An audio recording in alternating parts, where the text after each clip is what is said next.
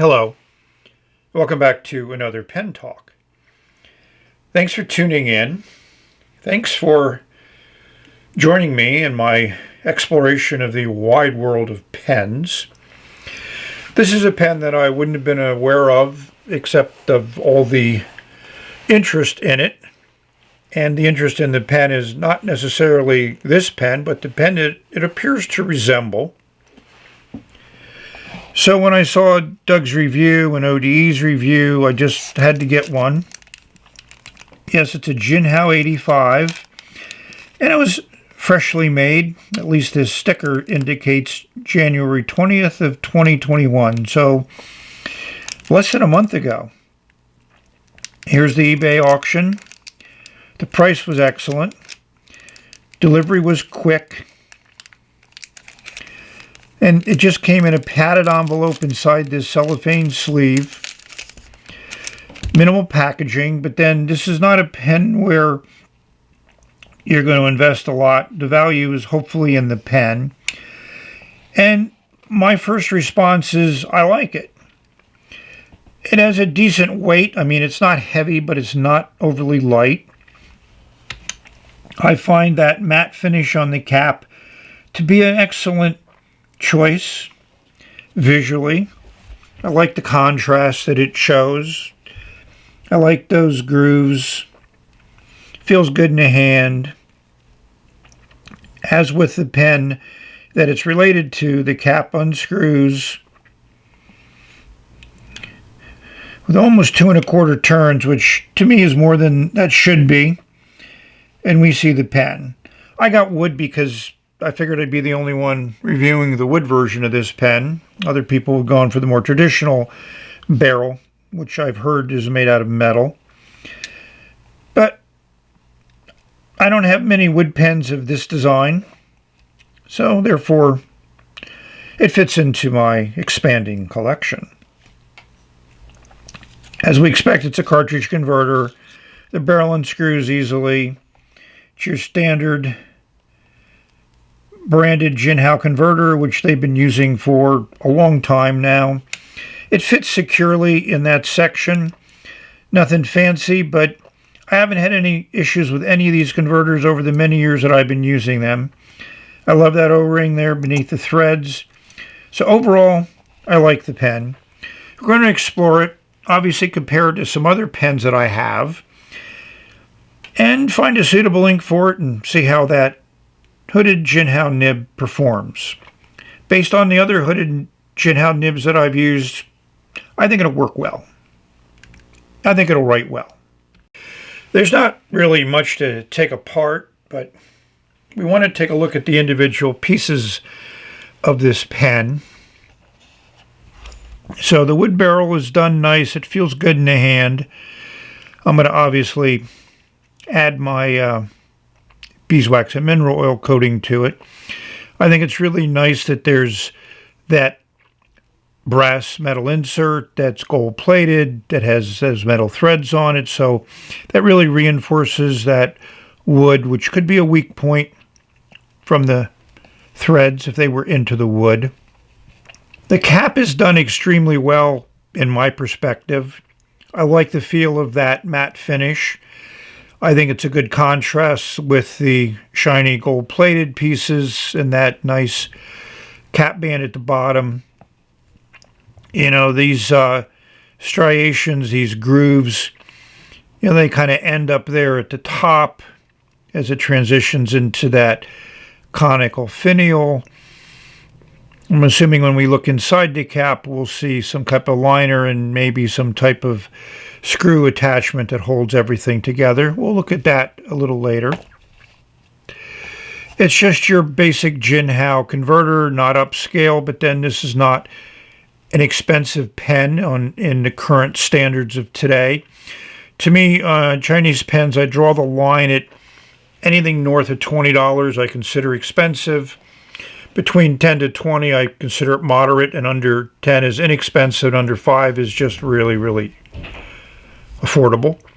This is a little bit over $10, so that puts it in close to the, low price pens. I think it's excellent that they put that rubber O-ring there, so when you thread on the barrel, it seals up and tightens up very well. I'm not taking this apart because, again, there's no need to. That's certainly your standard hooded nib. Probably a tubular nib based on what I can see, or not. But again, it doesn't matter because what really matters is how it puts down ink on paper. And obviously we will take a look at that. So I've turned off my LED lights and we're going to bring in the special high intensity LED light, which is also good to show off any types of flaws or imperfections. It's not a perfect pen, but then it's not a $100 pen, so let's be thankful for what we have and what we got. There's a little plastic liner inside there, and it looks like it needs some cleanup work. The threads felt okay. As we look inside the cap, we'll see a screw at the bottom, which I'm not a favorite fan of. Been nice if that was covered by the plastic liner. You know, hopefully that screw is made of some type of corrosion-resistant metal so it doesn't rust. And hopefully it also seals up everything well so the nib doesn't dry out. You know, the wood barrel, I like it. It's a little on the light side. Probably the metal version of this pen had a heavier barrel. And again, we see those metal threads inside that barrel, which I think are great because they match up to the metal threads. Again, I'm impressed with the way this pen has been made and put together. I've already flushed it, so we could put some ink in it. There was just a little bit of residue left on those threads. I took a small brush and cleaned them out, and now the threads are nice. I always inspect my pens when I get them, and if I see little issues, I take care of it. You know, I've always been mechanically inclined, and I've always treated all of my instruments with as much care as I can and made certain that they work well. Yeah, that Jinhao engraving looks a little bit better when you don't have such an intense light on it. So before we do the comparison part of the video, let's look at this pen and see how it writes. So when I do reviews, I review the pen in front of me, not the pen that I think it could be or should be or might be or what it might resemble. To me, that's immaterial. We're here to talk about this pen, which is the Jinhao 85. So overall, I'm quite pleased with it, especially for a pen that's under $10. Here's some of the current auctions on eBay. My biggest gripe and complaint right now is when I look at this pen, the first thing I try to do is pull off the cap because it looks like it should be a slip-on cap, but we know it's not. And it does take a fair number of turns, over 2 turns, to remove the cap. Once the cap is removed, you have a fairly light, it'll give you the weights, pen, and it's that section, there's no need to look at dimensions. It's the same section it's on almost every other hooded pen around that is done in this style.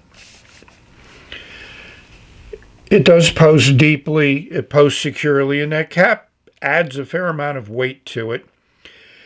It does back weight a little bit, but it's because the pen is so light, I don't think it really impacts the writing. It is secure. We'll give you the overall dimensions, again, just to put things in perspective, and we will give you the section from the very thinnest part here at the bottom to the thickest part just before the threads, and that length between the two, which is quite a lot. So you can really move your fingers around on that section. You need to be aware of the orientation of the nib because it's very easy to get it off orientation, and that's one of the main challenges with hooded nibs like this. And a few people, Parker in their 61, put an arrow some type of mark on the section that aligned with the nib that gave you a visual indication. They decided not to do that with this pen. The pen is well made. All the parts work well. That clip is a classic, very functional. It's fairly stiff, but it works. It'll fit over thin fabric. Maybe a challenge putting it into a jeans pocket, but this is not a pen I would do that with. So let's put nib to paper and see how that Noodler's 54th Massachusetts writes.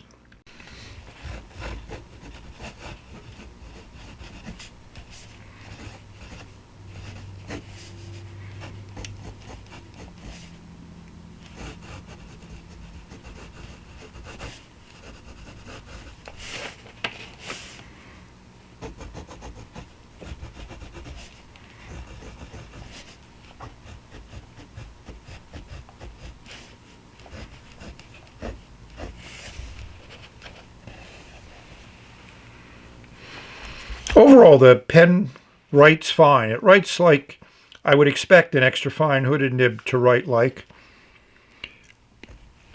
Some people don't like hooded nibs, and my suggestion to them is don't buy a hooded nib pen and expect it to write any differently than other hooded nibs pens that you may not like. I think for an everyday carry, for jotting down notes, a design like this works exceptionally well.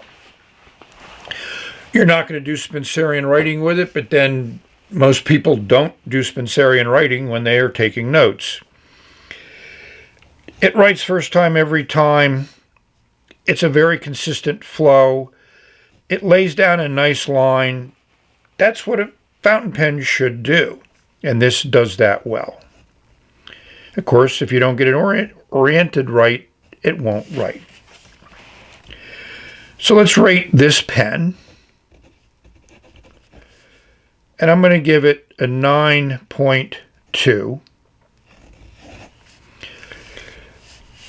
And what checks does it get? Well, the hooded nib does what it's supposed to do, so that gets a check. And it gets a check for the build, the quality, the fit and finish, those types of things. So now we're going to go on to the comparison part of the video. Let's look at this pen in regards to the one that some people think it emulates, which is the Parker 51. We'll look at some variations of the Parker 51. And then we'll look at a number of Chinese pens that emulate that design. Maybe there's one that you'll like. So here is the 85 with some authentic Parker 51s that I've had the pleasure to acquire in my many years of collecting pens. This one is a 1946 model, and the filling system is completely shot on this. The plunger's gone, so this would require a lot of extensive work to get it into writing order. This one is interesting because it has that blue diamond on it, on the clip, which is what Parker did to kind of emulate the white dot that Schaefer used, and I'm certain maybe the 100-year pen that Waterman was pushing at the time, or a little bit before this time. So both of these pens are 1948. And there's a demi model. They made shorter versions of this, and this one is 1949 that was made. As you can see, there's a lot of variety in these clips, and the fact that these two were made in the same year. One is a first quarter, one's a third quarter, depending on the dots around the number representing that date. So one thing I thought would be interesting is just take a look at this cap, because you notice there's striations on the Jinhao, and this has an interesting one where there's 5 lines that move up and converge towards the top. Trying to get it so you can see them very clearly. I mean, that's a very nice stylized clip. You have your somewhat cloudy jewel there at the top. We move on to this one, which I really like that. That's a clip that's on a lot of the Vacuumatics, which were being phased out around this time. The jewel's a little bit less wonky and cloudy there. If we take off the cap, I'll try to get you to see the imprint there just below the clutch ring. It says Parker 51, made in USA, and then next to it is that 8 with 1 dot. So I thought it was interesting about the dots as I'm reading up. So they had a die that they used to imprint the barrels, and at the beginning of the year the die had 3 dots around it, which represented the first quarter, and then each successive quarter they ground off one of the dots, so the fourth quarter had no dots whatsoever. Very interesting, very logical, economical, and great way of doing it. The 85 is substantially longer than the 51s, but in your hand it feels similar. Let's uncap them and post them. So uncapped and posted, they still keep that same overall length that they had capped. The 85 is the longest one of these.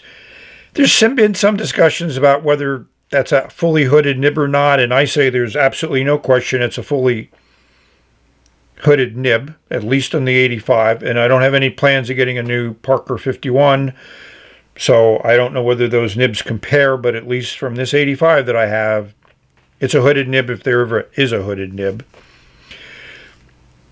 You know, they all have the clutch ring, except this one has screw threads. And I tried to unscrew the cap because I uncapped this one first. I remember to unscrew it. Then I go to the next 51 and I start to unscrew it and I go, shit, it's a pull-off. So, again, to be true to the design, I don't know why you would thread the cap, but, you know, I'm not a pen designer. And I just have to look at the pen that I have and say whether I like it or not, or whether it works or not, or whether it makes sense or not. And in this case, no sense is made. So you zoom in on the section, or they call it a hood, but I don't know, I'm really not comfortable with that term. Yeah, the nib does stick out a little bit more on the 85, a little bit more than these 51s, but it's still, to me, a minor variation on that concept of a hooded nib. And the demi is smaller in all types of dimensions. The length of the section is also smaller. If we turn around and look at the back of the nib and look at the feed, we'll notice that in this example, the 51 nib actually sticks out a little bit further than the 85 in this view. And it seems to have a similar type of feed structure. Again, I'm not going to take the pen apart. I have a link to my original 51 4521 video where I do take pens apart and show you the internals. You know, that hooded nib on the 85 is definitely a hooded nib. So here's a comparison of the Jinhao 85 with some other 51-like designs. And here is the Jinhao 51. 2 of them, and they made nice little acrylic barrels. It's a wooden barrel, so I do have a wooden version of that pen. This is smaller, lighter, and half the price of the 85, but 85 to me is made to a higher standard. This is a pen I would stay away from, the 616. They can be very inexpensive. They have a aerometric style filling system. They're just cheaply made, in my view. Next to it is the 613, which pretty much looks the same, but is made much better. Has a screw-type converter in it, so if you wanted to get an inexpensive pen and the 51A did not appeal to you, then I would go to the 613. Next to that is the pen that I would recommend out of all of these if you wanted to get your first hooded pen experience and you like a larger pen, is the 565. It's a really nice workhorse pen. We can't leave out the Hero 100, which has been around for a long time. This is one that is supposedly authentic. I had another one which apparently wasn't authentic. It supposedly has a gold nib. I got it a while ago and really haven't done anything with it. And next to that is a 601, just here to show the variations that can occur with this design. This has that great draw pump filler that works extremely well, much better than the vacuumatic fillers that Parker used originally on the 51. Then they went to the arometric, and apparently they had a cartridge converter version of the 51 in late 50s, early 60s, but I've never seen one, and I don't know how readily they're available. A lot of different clip designs here. You got some of your classic arrow designs on these three. This is a more modernistic design. Here's your ball clip. And on your more traditional clips on your 565 and 100. Let's uncap them and look at the business end. Posted, they're all a good length. And I can use these pen unposted, but I would say if I'm going to use it as an everyday carry, I'd probably post it while I wrote with it. There's some oddities in this group. Here's a number 5 nib, which Jinhao did a nice job in putting many variations of their 51A into play. They also did that with the 601, including a tubular nib. The 565 has that little indication here to line up the nib on the paper. And these are all hooded nibs except for the number 5 here. As you can see, there's variations in how much of that nib is actually exposed. We'll zoom in and look a little closer. And yes, I Frankenized the 601, an earlier video. You can see the nice girthy section here on the 565. And again, like I said, if you want to do some hooded nib, the 51A works fine. Jinhao also put a hooded nib on their 991s that also could fit into the 992s because it's in the same assembly that unscrews and screws in, screws out. So you don't have to be in the Parker 51 design phase to get your hooded nib experience. There's a lot of other options around. You can look up my Jinhao 991 videos to see those. So again, a classic design, interpreted in a few different ways, but it's hard to vary from that design without making it a different pen. You could put some screw threads here, but why would you do that?